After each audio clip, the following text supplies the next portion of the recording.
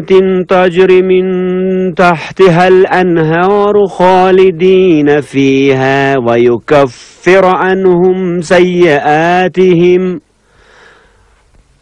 وكان ذلك عند الله فوزا عظيما ويعذب المنافقين والمنافقات والمشركين والمشركات قرآن کریم میخونم. بالله ظن السوء عليهم ضائرة السوء وغضب الله عليهم ولعنهم وعد لهم جهنم وساءت مصيرا ولله جنود السماوات والأرض وكان الله عزيزا حكيما.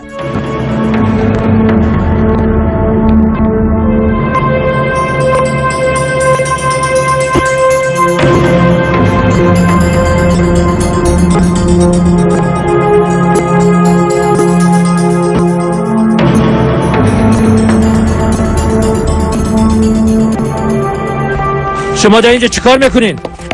قرآن میخوانیم. شرمم نمیکنی میگی؟ چرا شرم کنیم آقا صابر؟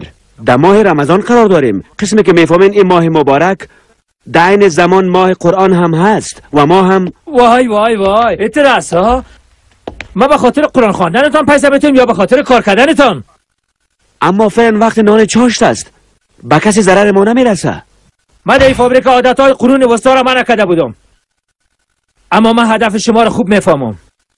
کلتان انسانهای متعصب هستین. متعصب. با داشتن ایمان، عبادت کردن، خواندن کلام خدا انسان متعصب میشه؟ من دیوانه